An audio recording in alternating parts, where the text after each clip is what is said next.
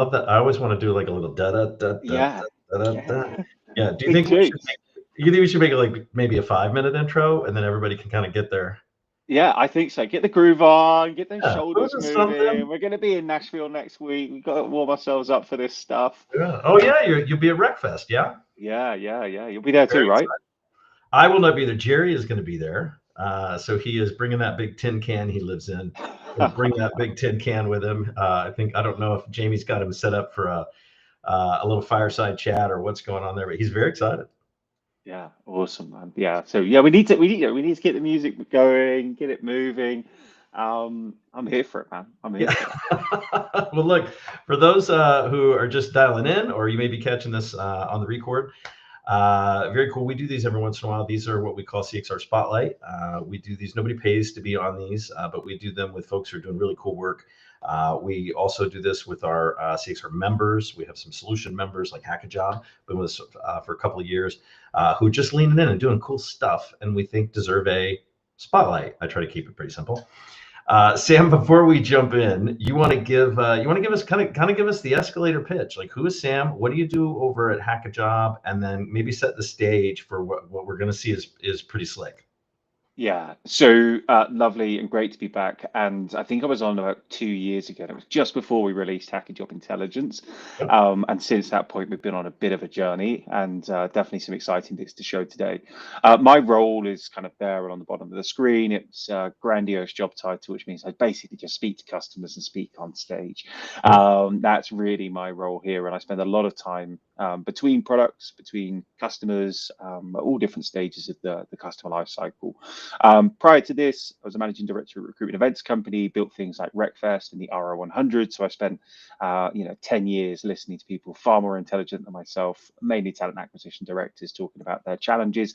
And I've seen the cycle of different technologies come and go during that time. And we're at this like pivotal moment right now. And I think we've built something pretty special. I'd love to share it today. I kind of feel the pressure's on because our CEO's just literally done a session that's finished as this one started online. So we're going to be toe to toe. Who's done a better job? I want to caveat. I've got a cold. There's my excuse, but no, we're Look, going to go on. It's game on. It's game I on. think you're going to be great. What I love about this is you've got the luck. You've got the luck of the Fallout bobblehead behind you. So you right this Fallout 76 Good knowledge. bobble. You can't go wrong. You can't go wrong. This is it. This is it. This is it.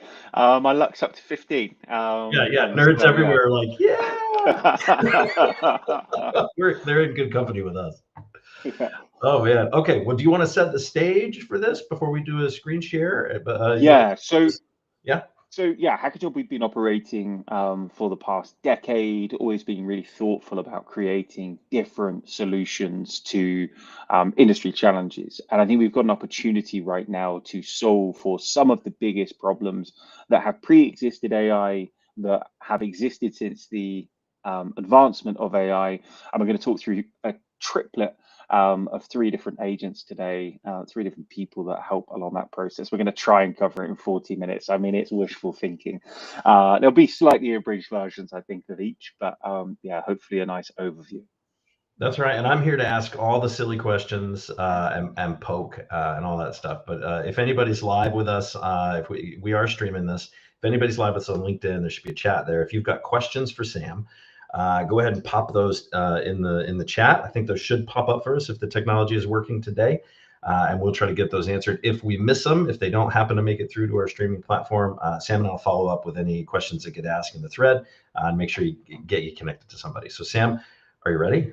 Let's do it. Let's go. Right, we got 41 minutes to make this happen. So You got this. yeah, we're going to talk through three different agents today. And just to set the scene, there's a kind of set of underlying technology, how we think about matching, that powers all of the agents. And we're in a really fortunate position, having gathered 50 million unique data points on hiring processes over the last decade, that we can interplay into the scenarios to ensure that we're getting relevance. And this isn't, it's an AI native platform, but we're not just building this for the first time, right? This is on strong foundations of knowledge of hiring processes for enterprise.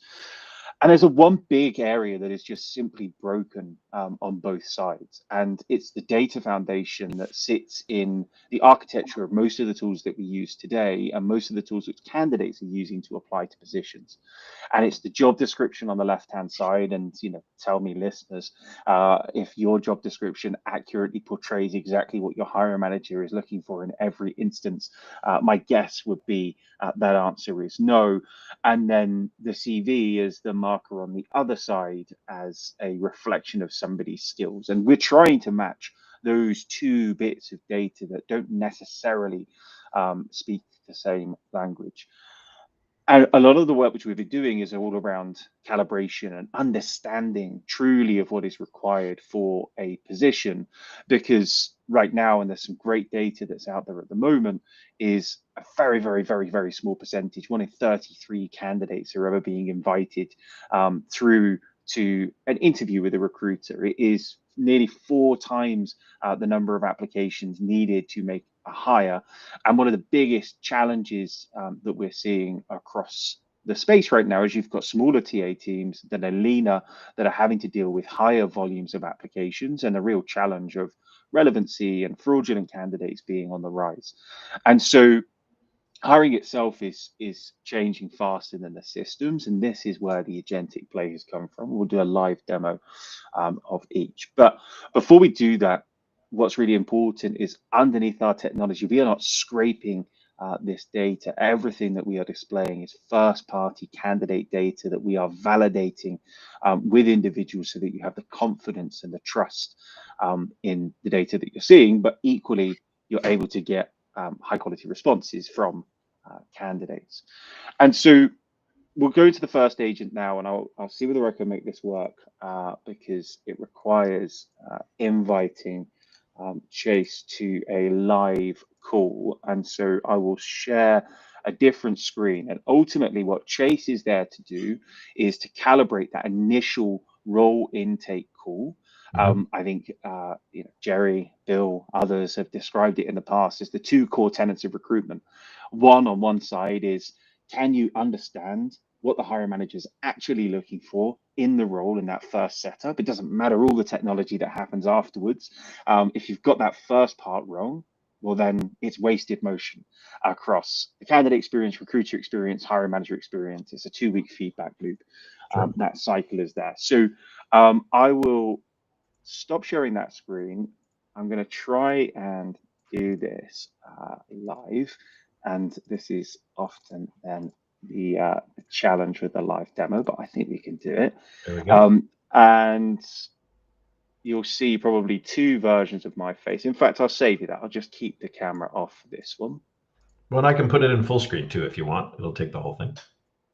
Nice. And then, as you can see there, we've invited Chase. And this scenario is expecting that there's going to be 2 people that are really competent, that know what they're looking for as part of their next role. And so Chase is then running in the background. And what I'm looking for in this instance is a product manager that can work remote across the UK, that has high levels of autonomy, that is really interested in customer discovery, that is leveraging like modern tools, modern technology, familiar with things like Cursor, and can increase the adoption of those types of tools within an organization. Okay, so you know what you're looking for. Yeah, exactly. Yeah. And so in this scenario, this is very much the conversation where you've got 2 people. Let me put myself on mute here. 2 people that are having that job intake call. Chase is listening in the background, and then Chase is then going to create that role. And so Chase, go ahead and create that role for me, please. And then we'll move over. I don't know if you heard that response or whether that audio carried through, but that was Chase saying, I've just made the job, and you can see it now in your instance in Hackajob. And so, very high level brief there from the setup, but we can go to another example if we have time at the end of the show where Chase is leading the interview process. And then we'd jump into Hackajob, And you can see here the roles which are then set up. And you're able to look at a lot of those skills that are then captured as part of that process. And so everything which we do is rooted in explainability and learning and playing that back to each and every one of the candidates. So, in any of these examples there, let's see whether that live one's just come up. This might be too fast. We might need to go to one we made earlier. Let's go to one we made earlier, because that was about 5 seconds. And then you can see all the way through exactly what we're looking for, how it's pulled through some of that interest and then some of those softer skills. And then on a per candidate basis, you're then able to see where they have that experience. Chase's role is then to continue to add more and more relevant candidates on a regular basis for that position. And so that was one workflow with Chase. The other workflow is like this. And hi there. Before we dive in, could you tell me a bit about your role at Hackajob Demo and how you're involved with the hiring process? Sure. I'm the CTO at Hackajob, and I'm currently looking to hire for a product manager. Thanks for sharing. As CTO, I imagine you're closely involved with shaping the tech team. Could you tell me a bit about how hiring fits into your responsibilities? For example, are you usually hands-on with defining technical requirements, or do you focus more on strategic oversight? Yeah, focusing more on strategic oversight. That makes sense. Let's talk about the role you're looking to hire for. What's the overall mission for this position, and how do you see it making a meaningful impact within your team? Yeah, our goal at Hackajob is to reduce the number of interviews required in order to make a hire. And this product manager is going to be a key component within that. That's a clear mission. When it comes to reducing the number of interviews needed, are there specific targets or measurable outcomes you'd like this product manager to achieve? For example, aiming to cut interview rounds by a certain percentage within a time frame or improving a related metric? Yeah, so want to improve the metric of qualified candidate to hire, and also increase adoption of modern ML tooling in order to produce code faster across the team. Great, those are valuable goals. Could you clarify what kind of improvement you're looking for in the qualified candidate to hire metric? For instance, are you targeting a specific ratio, or is there a percentage uplift you've set as a benchmark? Looking for about a 30% increase, but this is new for us, so they'd also be part of shaping that direction. Understood. Alongside driving a 30% increase in that metric and shaping its direction, what sort of day-to-day responsibilities do you envision for this product manager? For example, will they be working closely with engineers overseeing ML initiatives, setting team KPIs, or something else? Yeah, Chase, I don't actually have time for this right now. Could you go ahead and make the job, and I can edit from there? No problem. I'll get the job started for you so you can review and make edits later. To make sure we get this right, could you tell me about the fundamental skills, both must-have technical abilities and key soft skills, that are essential for success in this product manager role? Yeah, they need to have experience with Python. They need to be able to lead workshops and have a high focus on customer discovery.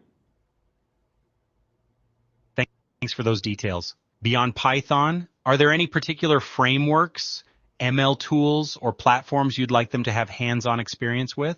Also, when it comes to interpersonal skills, do you want leadership experience such as managing teams or cross-functional projects, or is workshop facilitation the main focus? Yeah, this is the first time we're hiring for this position, so I'd love to be guided by you. So yeah, any more guidance before you've got the ability to set up the role would be awesome. Since it's your first time hiring for this position, are you open to candidates with varying levels of product management experience? And so in the interest of time, you can kind of see where that conversation would go. So in both instances, you've got different setups. In one, you're already in that intake call and you're looking for the agent to capture those requirements and replay back relevant candidates so that you can show in real time to the hiring manager, do these candidates meet the bill? Do they fit? Can we close that feedback loop? And then in the other scenario where maybe you're not as familiar with that product area, you've got somebody there to guide you through that and take that product intake call from kind of front to back. So that's the first agent, and all really focused on role calibration and that kind of first part of the hiring process. What I love, Sam, and it's sort of half kidding, but what I love is you're like, I don't really have time for this, get the job out there. And he's like, totally understand that, but I have a few more questions for you. Yeah. And you want a safe level of pushback, right? Because you could tell that was a short demo. I didn't really give enough there to go and set up a role, right? I gave a little bit of background about myself, a little bit of product discovery, but actually a few more key pieces were needed. Yeah, for sure. How is I'm so curious about this. So how is and what's his name, Chase? How is Chase educated on kind of what's important to the organization or what's important to the function in order to sort of probe a little bit? Yeah, and so there's a deep level of understanding, and I think this is like the advantage that we have of having lots and lots of products and a very broad ecosystem that already exists, in that Chase can do real-time salary benchmarking. Because a hire is made every 50 minutes on Hackajob. And he'll know that with those types of skills in this type of location, well, that's the type of salary that you'll be looking for. When you think about the contextual matching which sits behind Hackajob, it's the relationship between skills. And so that's at the core of everything that we do, is that when you're looking for a Java engineer, it's not about the frequency at which the word Java appears. It's about how that skill is used in the context of the role that you're hiring for. And so in that example there, I was talking about Python, and then it went off and thought about what are those sub-frameworks that would be typically connected to a product team. So, and is it, Sam, sorry, I didn't mean to interrupt you. Is it, go. Is the AI actually pulling from just within the Hackajob ecosystem, or is it all, like when you mentioned salary, like if you're trying to do comp and decide the comp on that, is it only pulling from within the Hackajob ecosystem? Or when you're talking about related skills, is it only pulling from within the Hackajob sort of customer base to sort of connect all of those dots together? Yeah, so for salary, all within the Hackajob customer base, and simply put, there's a hire made every 52 minutes. I think we've got pretty much as real time as you can get for salary benchmarks. And because we capture salary on every candidate, because we capture salary on every role, it's not always displayed depending on which territory you're in. That's a pretty good real time setup. And then we're leveraging multiple areas for that kind of contextual skills matching, but it is all rooted on the fact that we've got so much hiring data in, so much hiring data out, to kind of power the engine. I love it. Okay. So yeah, that's agent number one. And look, we've done that in pretty good time, to be honest. So that's surprising. And ultimately, then, if I'm to flip back to some of the like architecture in the background, it's then like each one of the agents is leveraging our technology to then make better decisions, more informed questions, etc. So behind Hackajob Intelligence is kind of 5 core things. One, which we've covered a little bit, which is like some of those preferences, which are just either yes or no scenarios. This person has the right to work, they don't have the right to work. They're in this location, they're not in this location, etc. You then have some of that softer piece, that contextual skills matching, that understanding of how skills are related to other skills within the ecosystem, and that's tech and that's non-tech. All of our agents are across all knowledge-based work. Then that natural language processing. And you saw a little bit of that example there when it was starting to probe on leadership experience. It was like, well, is this leadership experience, or do you want someone that can facilitate a discovery workshop, or someone that can hold a conversation with a customer? Or actually, you're looking for somebody that's led and run a team. Is that a multinational team? Is that a national team? You can then start to look at some of that like behavioral piece, which underpins, and often that will be a dot in the job description that might say, looking for high performers. Well, we can actually evidence high performers. And credit to Lou Adler, who shared with us his performance-based hiring framework, and actually part of that fed into some of that intuition piece of, well, you can see that somebody's consistently gained new skills in every single role in which they've been in, and they've seen sequential promotions, which is some of that intuition that is often missing, and you're not capturing that in a matching way. And then in each scenario, as I kind of flashed up a little bit before, you're able to then hover over exactly why we're matching, whether that's Chase that's done the initial calibration or one of the agents, which I'll show you in a moment, and then give you the ability as a recruiter to fine tune, remain in control, and direct the technology to your needs. So Sam, I want to be super clear. So let's say, and I love Lou, but let's say I'm not a Lou fan, and my organization's direction maybe conflicts with sort of that baseline work that Lou has put together. I got to assume I've got the ability to sort of override that or customize that to kind of the own direction of my organization. Yeah. Everything is fully calibrated to your setup and your role. And so you might have a strengths-based methodology framework. Actually, like as much as we use this for patterns that recruiters look for, this could be something as simple as the hiring manager said they want somebody with a stable career history that's not too job hoppy, and you're able to evidence that back. It might be an anti-pattern of I don't want candidates with an IT service company background, or I do want candidates with an IT service company background. So I suppose like the performance-based methodology is like one level of intuition and one level of matching.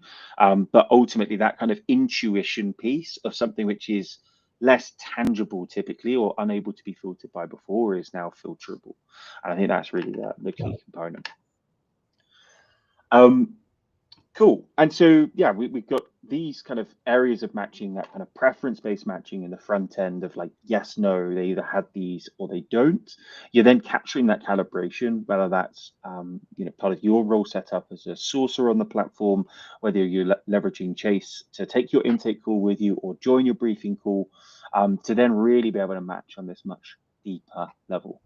And so we'll go to agent 2. And agent 2 is Thena, and I'll stop sharing just so I can see you for a second, and then I'll come back into the system. And so Thena's role is to solve probably the single largest challenge in recruitment right now globally. And if you ask any customer, it's the same problem, which is I am getting too many applications, and the vast majority of those applications are not relevant, or I don't have the capacity in order to review every single application and provide that experience and understanding of whether they're relevant for the position.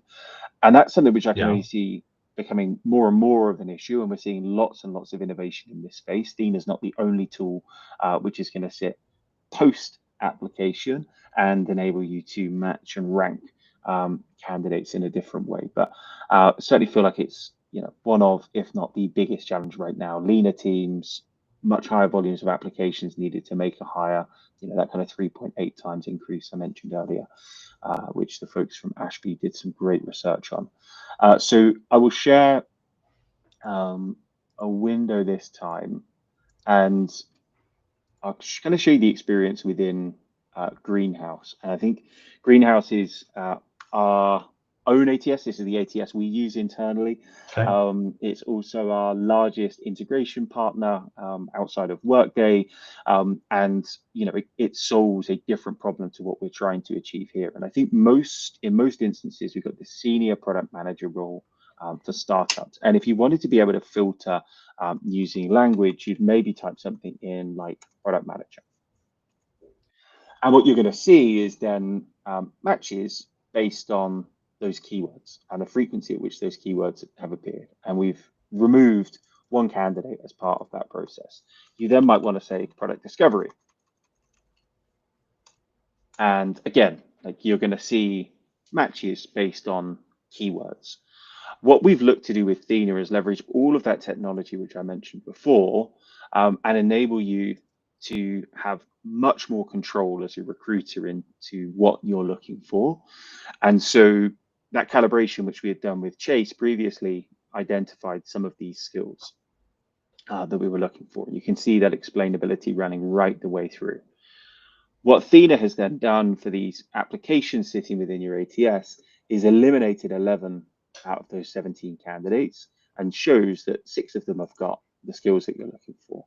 And which candidates have that with nice to have, which candidates have the kind of must have requirements, and all of the must have. So every candidate's got delivery skills. 10 of the candidates have got that senior product manager, 8 have got the evidence of curiosity. And when you start looking at some of the like nice to haves, actually only 1 candidate's got that. And so you're very quickly able to look at that. You might say, well, I don't want to look at any of these skills. I just want to look at all of my applications. So you can just turn off all of that skills matching and look at all of the applications that are available. And Sam, this is when we're talking about skills matching, we're talking about what's been input into the system by the candidate. Is this inclusive, I would assume, of not just the resume and the profile, but also pre-screen questions that have been answered, right? The documented. So like, do you have this amount of experience? You know, that's or whatever you've set up, right, in Greenhouse to sort of do that initial screening.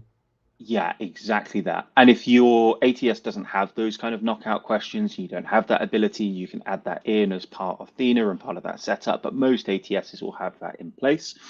And then why it's deeper than that is when we're then looking to match back this experience, you can see there with the discovery interest and the tools and the venture studio experience, on each one of these, you're getting a far deeper understanding of why that candidate is a match and why those skills are then evidenced on their profiles, plus that summary. And you can then chop and change any of these parts, any of the kind of location preferences, salary, etc. And then you've got 2 different ways of doing this. The one which most of our customers are using is you're in the environment here, you've got the ability to switch between Hackajob matches and your kind of applicants. You decide this candidate's a good fit, go straight back to your ATS and you say, move stage, I want to take them to screening call. And so that's the setup really.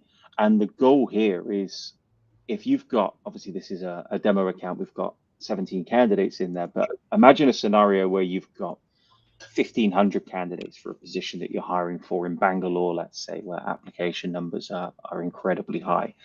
You're able then to say, well, I want all of these must-have skills, and actually I want to change this, I want to tweak this, I want somebody that's available 3 days a week in the office, I want somebody at this salary band, and being able to just have that optionality, have that control in your recruiter's hands to then, you know, go and plug those gaps in. Is there an element of the agent sort of learning consistently across the org, like what's working and not working? What are we consistently screening out for? What are consistently sort of our preferences? Is there an element of that, and who owns that from a learning and management standpoint? Yeah, great question. I think there's a couple of bits there. I think first and foremost, like our overall platform data is really useful for that anyway. Like which roles are performing, what messaging is performing, you know, what kind of outreach cadences are working, is there differing levels of skills between different recruiters, etc., that are using the platform. What's probably more interesting from a Hackajob perspective is when you're reaching out to a candidate on Hackajob, and that can be through our next agent, which I'll show you in a second. It could be whether you're sourcing on the platform, but we're capturing structured data as to why that candidate doesn't want to work for you, which is pretty unique.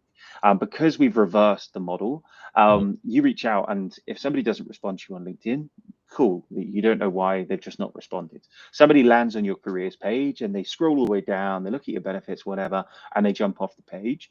You could make some assumptions based on the heat map of the candidate, but you never actually know why that candidate said no. And so we captured that data as well, which is usually fascinating. Of like, you've reached out to 1,000 candidates, either automated or human-led, for this data engineering position, and 600 of them have said it's because of the tech stack you're working with, or because of the industry that you're operating in, or the salary band, or your working policy, whatever that setup is. So that's been a pretty rich set of our data for a long time. You know, you couple that together with recruiter performance, those pass-throughs through the different stages, you start to get a really rounded picture of what candidates think, what you think. And then we've got some cool benchmarking in the platform, which we won't have time for today, but you can look at how you match versus your technical peers. So same tech stack, same location, and then your industry peers, like your direct actual commercial competitors, in terms of like sentiment, pass-through rates, conversions. again, and and I don't want to diminish the value of the sample size that's what's in Hackajob, but I want to call out, like, we're talking about benchmarking against that Hackajob ecosystem currently, right? So what's Currently. right? And so we got some exciting stuff coming. I won't lead up in too much today. When we think about like our history has been very rooted in technical hiring Mhm. and tech professionals. Where we are going and what the agents are designed to do is cover all knowledge-based work. So Athena can sit in your ATS across any head office type position. So, excluding like nurses, retail workers, um, those types of like physical jobs, any knowledge-based work is covered on platform with Athena, with Chase, and then with Archer, which is a nice segue with 14 minutes to go. So I'll kind of talk through Archer. Archer sits in a really interesting spot because Archer is essentially leveraging all the technology which we've kind of spoken through. So that preference-based matching, the contextual matching, the advanced reasoning, the recruiter intuition, and building that on first-party data that we capture. And so whether we're going out and finding candidates from another source, they will Mhm. always be validated before they're sent across. And Archer's goal and his job is to add more relevancy to your applications and invite passive candidates to apply to your positions. And if we go back to that like bigger problem statement, the big problem statement right now for many TA teams is we've got smaller teams, we're getting inundated with applications. Mhm. We've got SLAs that require us to respond to these applications.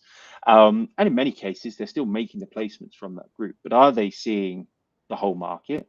And so a couple of the kind of key data points for us with Archer is how many unique candidates are we able to drive?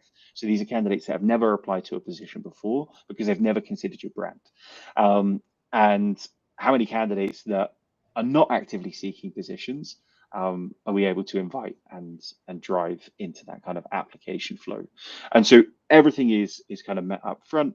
We're then only inviting relevant candidates in.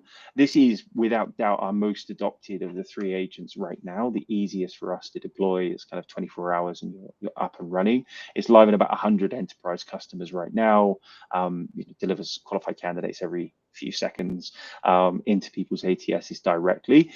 And it feels a little bit counterintuitive in a way when the problem statement is we're getting too many applications and we're driving more, but we're driving a different type of applicant with Archer. We are driving passive candidates to apply to those positions as Well, opposed to advertising a job that anyone can apply to. well, yeah, and let's talk about the two, because when you say passive, you're saying passive already in my system, right? So these are folks that at one point in time have expressed interest in my organization already, and right, and now you're going back in and saying, oh, we've got this new job posted, you should come check this out, or we should. Or so we're bleeding into something which might be coming down the line for Thena of like silver medalist candidates. This is like the open market. So imagine rather than posting a job online and allowing anybody to apply for that position, which is Mhm. the role of Indeed, the role of LinkedIn, and they drive wonderful traffic for positions and ultimately keep the world spinning in terms of work, in terms of their dominance. This is you're posting a role in order to match two candidates, and those candidates are then invited to apply in real time as long as they meet those requirements. So we're not trying to add to the noise, we're trying to increase the signal and bring just a different group of candidates to that conversation. Hmm. Does Okay. that make sense? So like, it could be a Hackajob candidate, it could be a candidate from the open market. If we think that candidate is a good fit for the position, we're then inviting them to apply to the role, but they So, need to meet those prerequisites and that same level of matching you've seen already. all right. So explain that to me like I'm five, right? Because I'm trying to cut back on coffee. I only had one cup this morning. So kind of work with. So if I'm turning this on and I've got a new role that has popped up, and I'm not necessarily broadcasting this externally yet, where are the invitations going to? Like, where do those candidates currently? When you say marketplace, what does that mean for folks that are listening? Right? When you say not from the public necessarily, where are those coming from? Yeah, all first party data from Hackajob. And so we add candidates every single day, tens of thousands of candidates, hundreds of thousands of candidates, but we will make sure that they are validated profiles first, and that is the core difference. And so if we think about like a visual for Archer, which is probably the best way of doing it, because it's not the easiest one to demo, because we're essentially ingesting an XML feed and creating roles like this. But you've got three areas of candidates, right? Candidates who know about you, that are actively seeking roles and that will apply directly. Candidates that just are not interested in your company, even if they knew there was roles there for whatever reason. And then this is the group that we're trying to reach and successfully reaching with customers right now, which is candidates that don't know about you, but would be interested in your roles.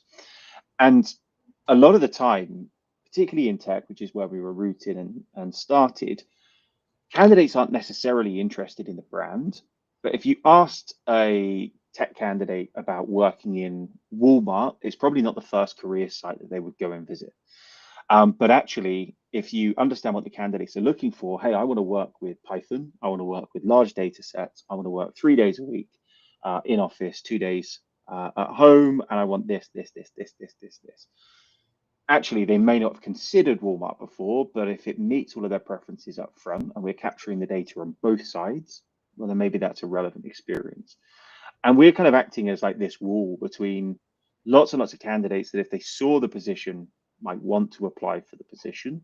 But we're making sure that the skills are there, that they're coming in for the right industry, salary expectations match up, we've got the right clearances, visa status, location preferences, whatever that is, you can configure on any of the things we've discussed today, and then only filter through the candidates and only invite the candidates that meet all of those requirements. Right.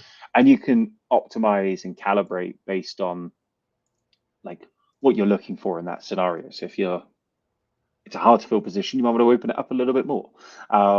If it's an easy to fill position, you might want to narrow it down as much as possible. But the goal is to calibrate with the recruiters. So you guys are essentially building this marketplace of talent. I assume you're pulling it in from a number of different resources, public profiles. And how current is this information? So all first-party data, I think that's an important thing. We're not scraping anything from anywhere. Everything on Hackajob is first-party data. Candidates are opting in and they're providing that information, and we're then doing that up front, which I think is an important distinction with what we offer. It's a good call out. And is that getting enriched at all at some point? Yeah, exactly.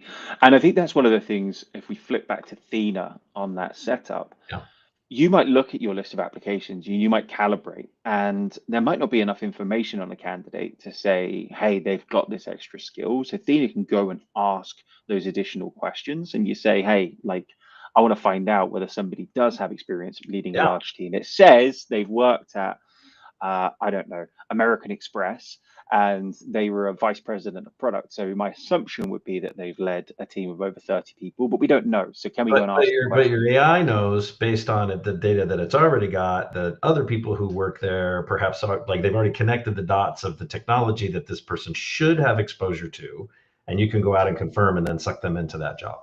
Yeah, exactly. I think that's super. Yeah, it's fascinating. And it's so exciting. Like, this stuff was just not possible before. And when we thought about our candidate sign-up process over the years, we've always tried to capture a lot of those like preferences. It's either like you have a visa or you don't. You're in this location or you're not. And we did a good amount of skills matching. But the layer that we're able to add now is that understanding of the relationship between languages.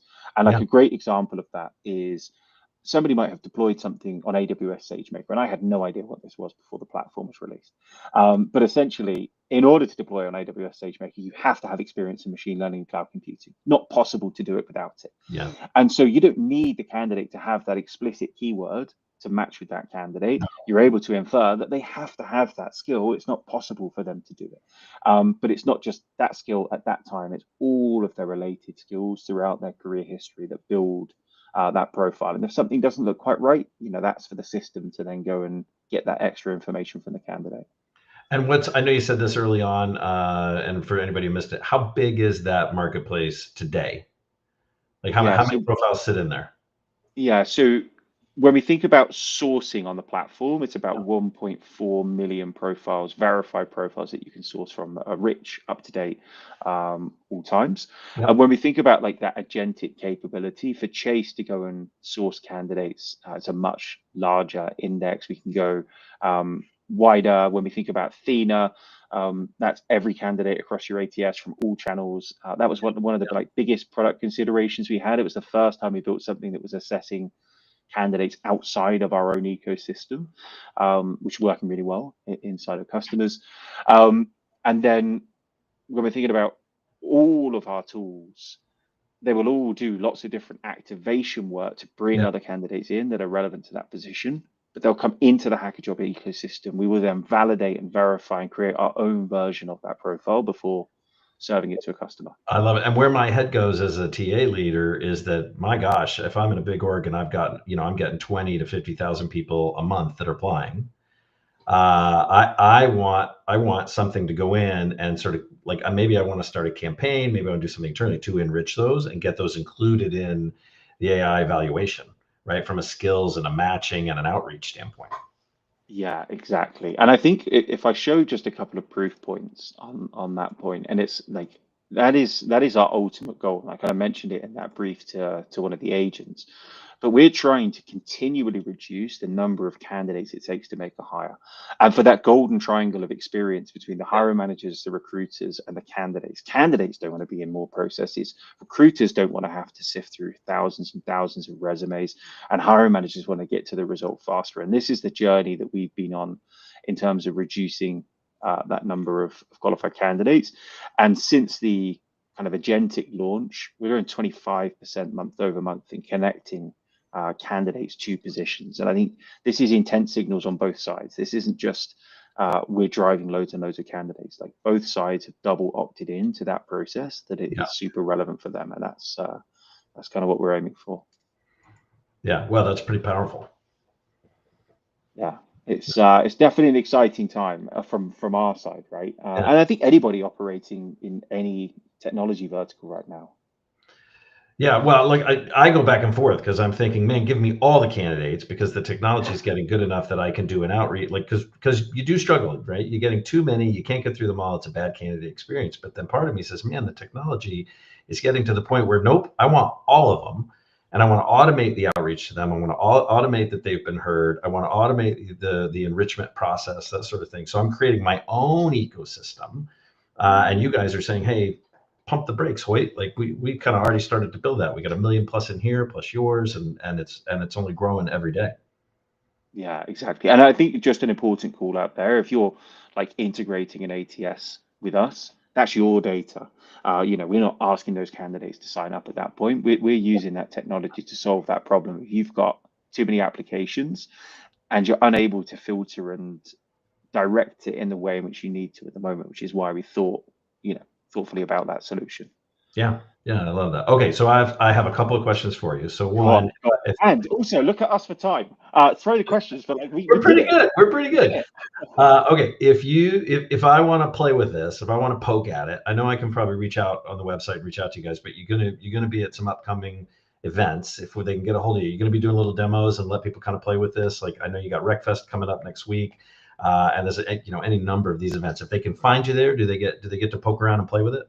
For sure. Okay. And our challenge to people is always like, what's your hard to fill role? Can you? I was just going to say, bring your heart, bring it. Yeah. Let's go, bring it. So the one which I just don't think is going to work in RecFest, and it's going to be fascinating to see, is Chase sitting in on a briefing call, because you're going to have so much noise and so many people talking all at once. Like it's going to be taking a role requirement, and then it's also going to be like, 2 beers as well, please. Yeah, I was going to say karaoke. What's the next song? Yeah, there'll be something going on.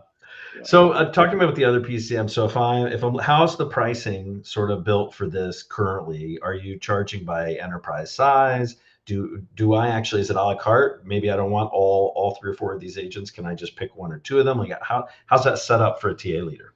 Yeah, so you can take any one of them, by themselves. In terms of the agents, you could just do a sourcing platform.